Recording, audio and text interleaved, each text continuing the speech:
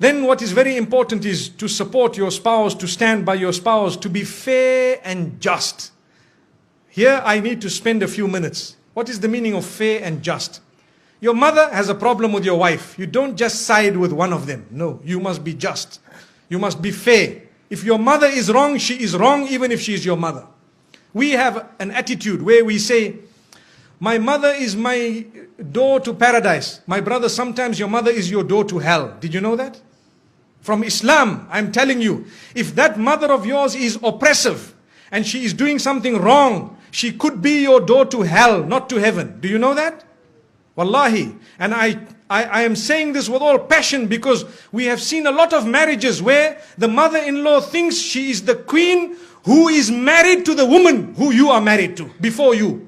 And then she comes and relays all her unjust instructions which are absolutely unacceptable. And the man just sits down. That's my mother. That's my mother. That's my mother. How long are you going to keep on saying that's your mother when she is oppressing your wife? Something somehow, somewhere needs to be said. Either speak to your father or tell your mother, Mother, I love you so much. I did not marry this woman for her to be a means of taking my love away from you or your love away from me. The love I have for you is totally different from the love I have for her. So mother, I will love you forever, but I want to tell you this is the line you do not cross, my beloved mother. And you kiss her forehead, you can kiss her hands and her cheeks and tell her that my mother, you are wrong. Lay it down. When you do not lay your territory, your marriage cannot work. People don't know where is my limit. They don't know. So how can your marriage work? Your mother doesn't know, your father doesn't know. Some fathers issue instructions to their daughters-in-law worse than the instruction of their own son to that wife of theirs. So what was the point? Father, why didn't you just marry this woman one time? That is not fair. You cannot just come and say, that's my daughter-in-law, I must tell her, you stand here, you go there. No, they have their life. Give them their freedom. Understand, they too need to grow in marriage to live happily ever after. It's not just you who comes and dish instructions and go out.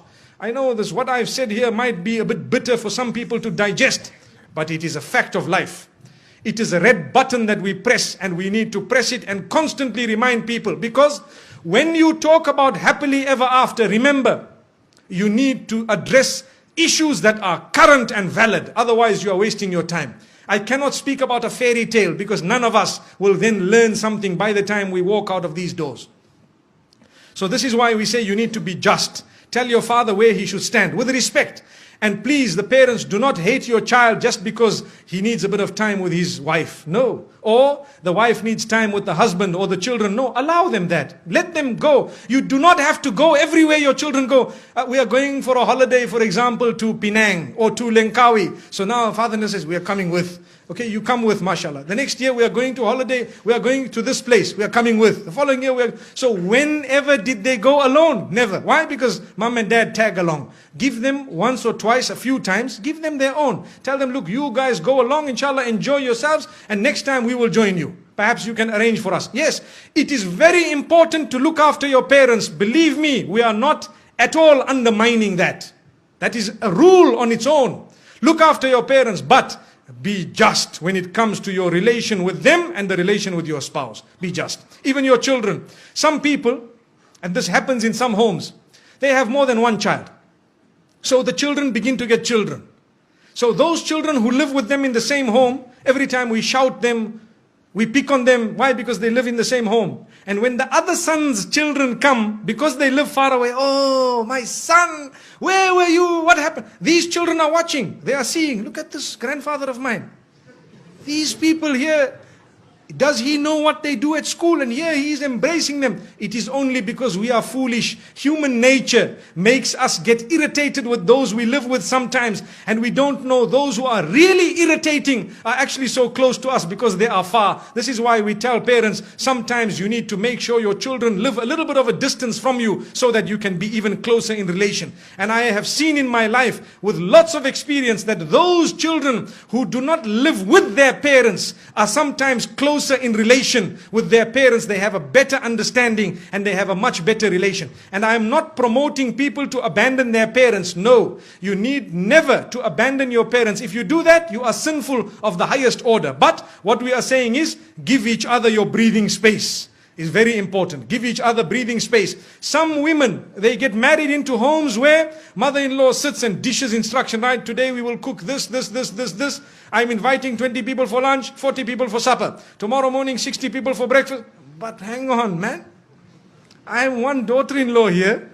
We are a few people here. What's going on? If this happened once a while, it's okay. But you cannot just sit back and dish out instructions as though this is a restaurant. MashaAllah, if you really want, I have a friend who owns a restaurant known as Dine More down the road. Perhaps we can go there. MashaAllah. May Allah subhanahu wa ta'ala grant us goodness. I had to mention that because, you know, there are a few restaurants we've been to here. And MashaAllah, the cuisine is something else. So my brothers and sisters, I'm just thinking of it, probably the cooks are males, not females. Remember this.